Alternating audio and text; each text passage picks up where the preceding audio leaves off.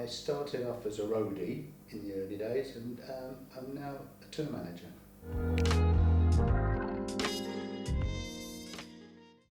Well, I left school at 15. I wasn't very well educated and really didn't like school, but I had this love of music which really sort of stayed with me, and I couldn't get it out of my system. And I had about 15 different jobs when I left school, because jobs were quite easy to get in the 50s. And one of the jobs I got was working in a men's store in London called Cecil G's, a really big, where all the artists and entertainers went. And I was working in the lift, and it was only a mezzanine floor. We were told we weren't allowed to speak to anybody in the lift. Our duty was just to open the door and take them up the flight. And then one day I was looking out the window and I saw a big American car come along with all these girls chasing him. It's on Shaftesbury Avenue, and I thought, well, that's interesting. And anyway, he got in the lift, and it was Cliff Richards, who at the time in the 50s was a massive, late 50s, early 60s, was a massive singer. And I remember defying my manager and saying to Cliff in the lift, and he had a small window because it was a very small lift, I want to get in the entertainment business, how can I do it? And he said, well, phone up the company that I work for, it's called London Management, they might have a position for you. And he got in the lift, and I sit out of the lift and I said, don't ever mention that I've spoken to you. In my lunch hour, I phoned up this company, and he said, no, we haven't got any positions at the moment, but there's a new agent starting that's going to specialise in soul music, which is Tamla Motown. Give them a call. So I phoned them up and blagged it. And the guy said, what can you do? He said, I'm a roadie. I wouldn't even put a set drum together now, but then it was the only way I could get in a job. So I basically blagged it, became a roadie. And at the time, the agency I worked for, which was a new agency, became a huge agency, and we represented all of the Motown acts, all the Atlantic, a lot of the sort of soul acts, and it was amazing. That's really how I got into it.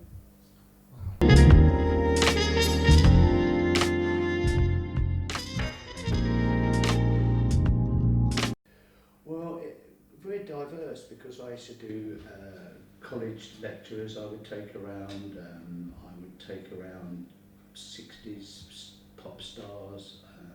I also done stage managing, so it was really diverse, but I mostly stayed in the sort of pop genre, which I enjoyed. And one of the acts that I got involved with in the early 70s was a group called the Drifters, and we just blended very well, all of us. I got on with everybody, and I just stayed with them for many years, probably 30 odd years, and we took this group to to Buckingham. We used to do lots of Royal shows, Buckingham Palace. We used to do lots of, we went to we went to Washington for President Clinton. Twice we done two Clinton shows. So I more or less stayed with them. But in between, I also used to do sort of, when the Drifters gone back from the States, I used to do a bit of freelance work. So it was very diverse. I enjoyed all the different genres I was in anyway, so whether it be ballet, whether it be pop music, whether it be, I used to do a lot of Jamaican tours, which I loved. It was an amazing, there was no one sort of genre that I stayed in. I just made sure that I was available. I probably worked cheaply as well, that's why I used to get popular. People phone me up and go, Phil, we've got a tour coming up, any chance you can do it? Yeah, I'll do it, because I love the music, so they got me anyway.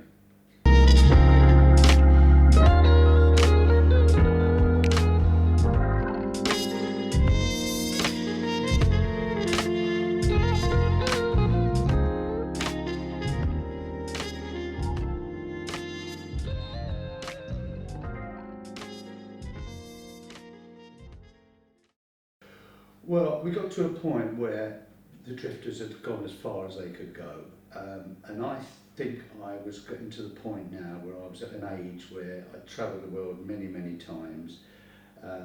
It sounds as if I wasn't grateful, which I was grateful, but a lot of times when you imagine you're on a tour and you've got lots of crew with you, and it is hard work, and you wear many hats. I was the compere, I was the tour manager, I was the accountant, I wore so many hats. And it got to a point where I thought, well, I've got to an age now I need to slow up, and that was in 2008. So then I thought to myself, well, I'm so used to being active, and I'm so used to making decisions, and I've still got to do something. I just can't sit at home and retire. So I started a little chauffeur company up, and I immediately got some really good contacts. I had the FA, the Football Association, so I was taking the world footballers around the country and for matches and training and everything. And I'd done that for about 3 or 4 years, and then I got into chauffeuring for film companies. Location manager used to hire me to go out, so I'd done many films, and then recently I'm just doing some extra work. So I've stayed in the business, and I think now I've got to the ripe old age of 74. I'm thinking, well, maybe I'll start taking things easy. I've been working since I was 15. Been on the road literally since I was 18. So yeah, I think it's slowing up time now.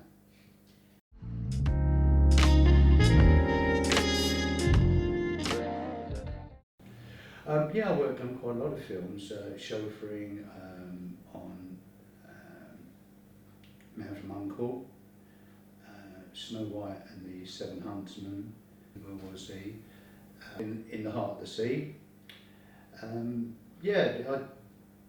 enjoyed it. I mean, obviously it was a lot of sort of hanging around, but it would be really different because you would never know whether you'd get taken an extra around, a caterer around, a star around, a director, a producer. One of the parts I used to like going out with the location manager, because we'd go all over the country looking for locations to set a film. That was really interesting. But I enjoyed every minute of it. It was, and I think there was a lot of negativity with the footballers. I think their behaviour was a lot different to these famous film stars. I mean, they were just gentlemen. I mean, I can't tell you how respectful they are, even if you're just a driver. We're against the footballers. I think I always felt it was like upstairs and downstairs. Once you'd taken them, you go back down to the servants' quarters. That's the sort of attitude I seem to get from the FA. We're against the film people. They treated you with so much respect, and you were one of them. You ate with the actors. You all ate together. It was all a lot of camaraderie. With the footballers, it was a completely different world.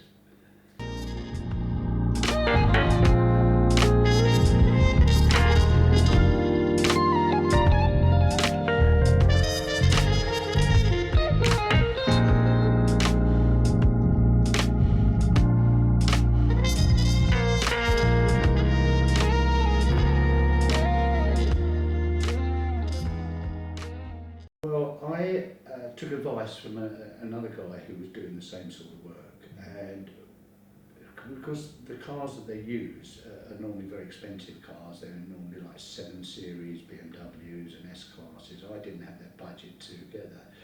But the Chrysler 300C had just come on the market, and they were quite reasonably priced compared to the competitors. And he'd already had one, and he highly recommended me, so I got one quite locally in Maidstone.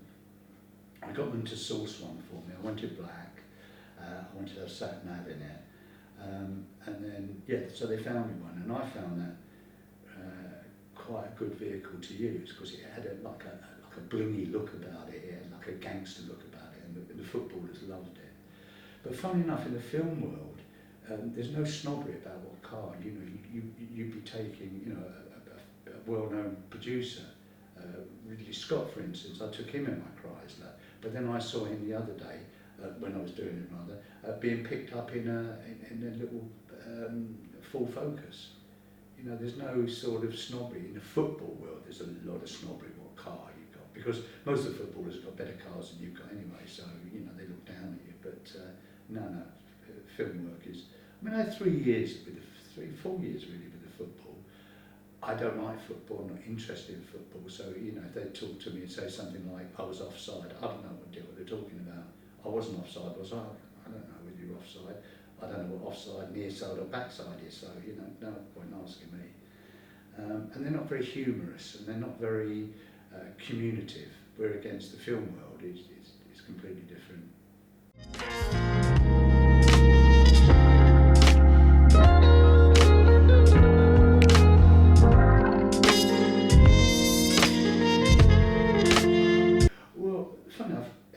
Recently, he's a local guy that I've been driving around, and really, really nice guy is Jules Holland.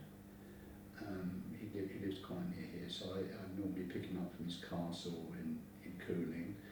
And then what I've done about 2 years ago, I actually went out on tour with him. So I would be driving his guests. So his guests would be someone like Mark Almond, really diverse, Roland Gift from Fine Young Cannibals, and even Sandy Shaw. You know, it was a real. So I would take them around touring all around the country. And it was hard work. I mean, you'd finish maybe in Liverpool, and the next day you'd be down in Plymouth. You know, a huge amount of driving, but great orchestra. Jules Holland's orchestra is fantastic, and great guys, and he's a really nice guy as well. So, yeah, I would say Jules Holland is way out there.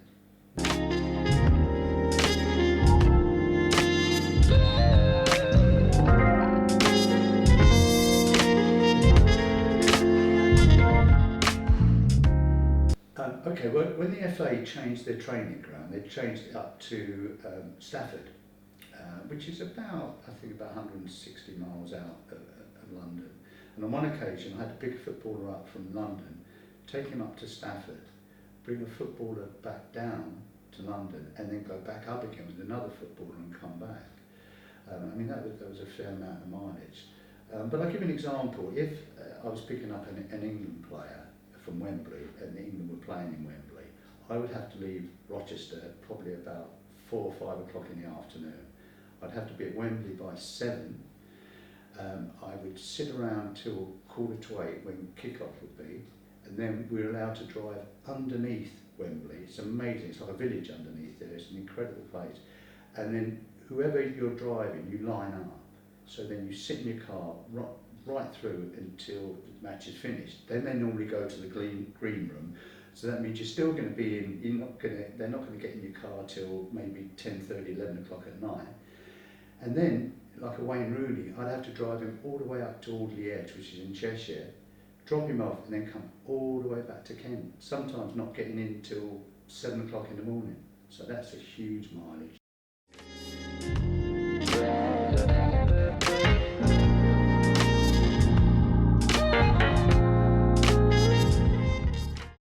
I think the Drifters, because I took them from a group in the 60s in America, were huge, absolutely huge, multi-million sellers.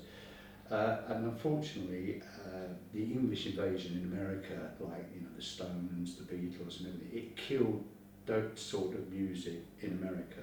So the Drifters and soul music had nowhere to go. So when we brought them over to England in 1973, we got involved with an English songwriting team called Roger Cook, Roger Greenaway, great songwriters, English songwriters. And they started writing for the Drifters. And the first release we had was Sister and Brother, which is 1973. Went to #1 in about 7 territories, 7, 8 territories, Australia, New Zealand and everything, and went to #2 in England. Didn't make #1. But then they became like a conveyor belt, these songwriters, and they wrote hit after hit after hit after hit for the Drifters. So all through the 70s into the 80s, we were constantly in the charts. I mean, we were having to check into hotels under false names. We used to have to use decoy cars to take them around, because, you know, if you got out, your car would be absolutely wrecked. You know, you'd have writing all over it, you'd have your hubcaps taken, your aerial taken.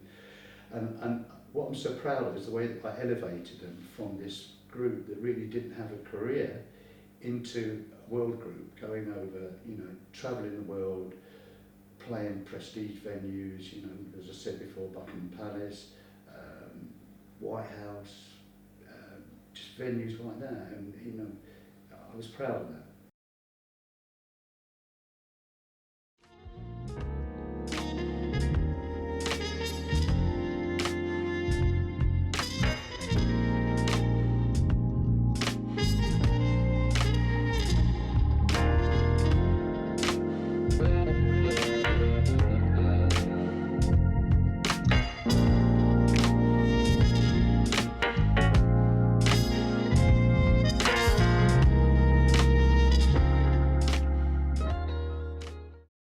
Yeah, I still speak to them, not as constantly as I would normally have done, but one's gone back to Canada now, The other three are still in the UK. Yeah, we chat and we congratulate them. They got a little solo career, a couple of the guys, and one of them was I'm trying to think what it was called now. Britain's Got Talent. It was the Five Old Men. I don't know if you remember that, or they were.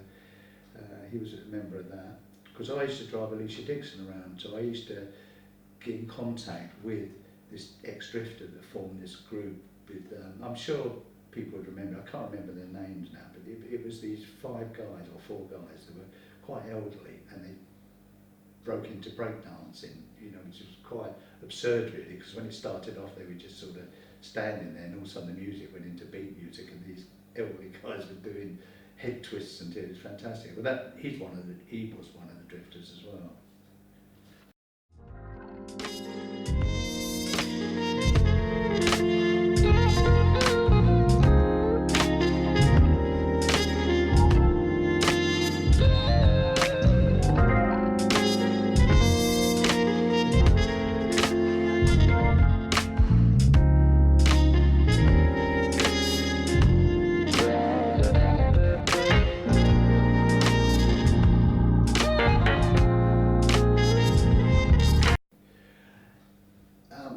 Very, very different as well. I mean, in a film that unfortunately hasn't been released yet, and it was filmed over 2 years ago at a local girls' school in Cobham.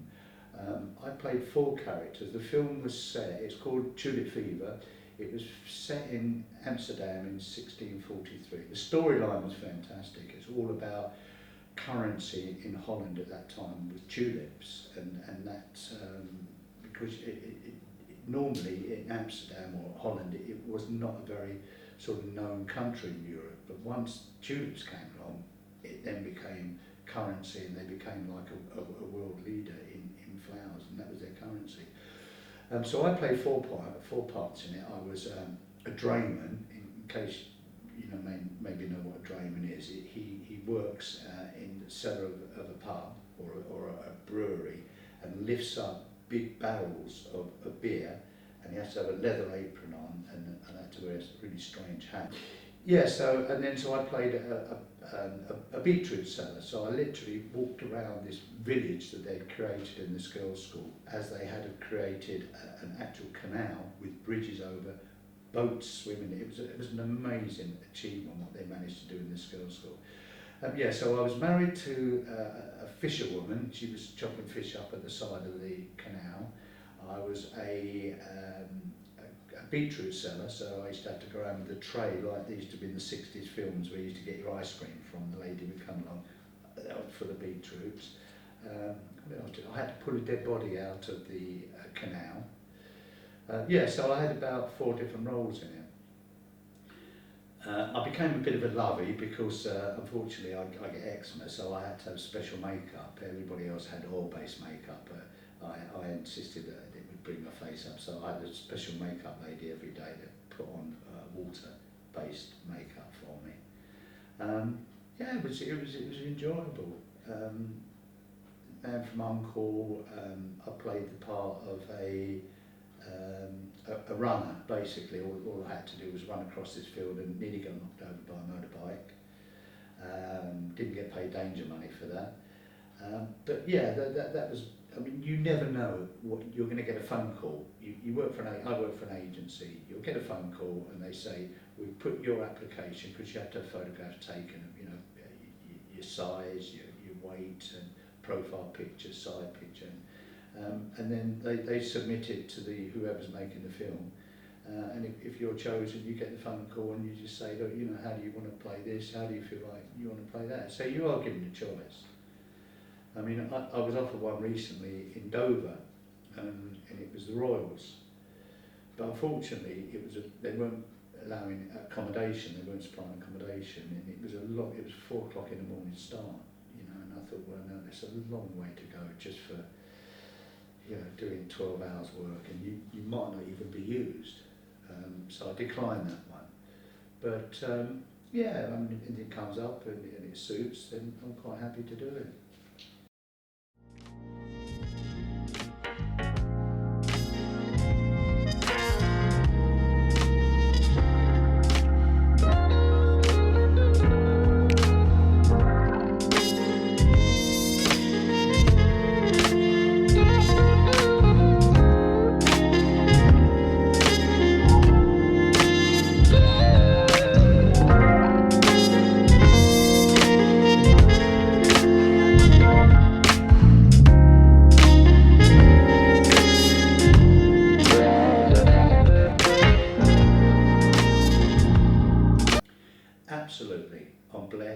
I would never, you've got to remember that my love of music has taken me around the world. I've got no musical talent, okay? I can't read music, I can't play an instrument, I've got 2 left feet, I've got no aspirations to ever play.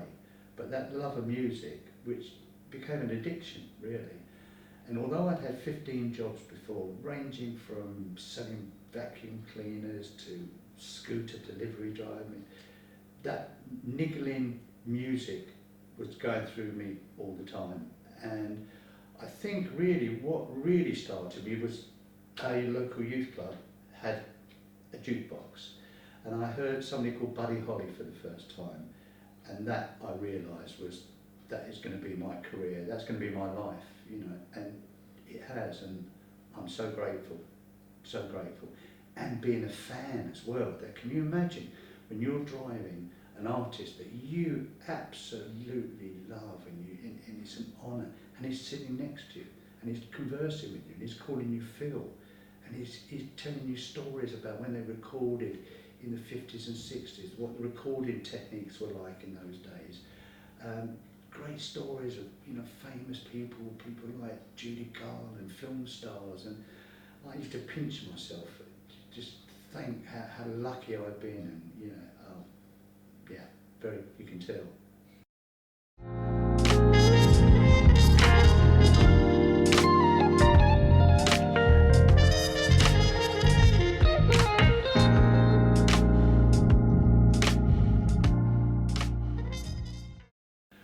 I would say it's a lot easier now than when I done it. When I started, it was a cottage industry. You know, no one had done it before. You know, I blagged it. I mean, I said, I'm a roadie, having no idea what a roadie done. I mean, we didn't have the internet then, you know, we had no access. You know, you literally had to go to the library, and you know, any information was in that. I think it is a lot easier now. I think with downloads, and I think with, you know, you could record a hit record in your bedroom on GarageBand. That's how different it is. When in my time, you know, you literally have to go to the studio. You'd have to spend fortunes on, you know, musicians. Now everything can be done on, you know, at home. So I think it is like, but I think you've got to have blinkered vision. You've got to, you know, what other people say. I mean, I was saying, oh, you know, Phil, how are you going to, you know, live in the music business? You know, you've got no experience and everything. Don't take no notice of them. Just have blinkered vision, and if that's your vision, you just go for it. All right, you're going to get knocked back. You're going to get people going to close the door in your face. But my life's motto has been: if you throw enough mud on the wall, somewhere's going to stick. So there is going to be someone out there, like they did with me. It just gave me that chance, and that was the doorway for me. That was the way to get into the most incredible life I could ever have imagined.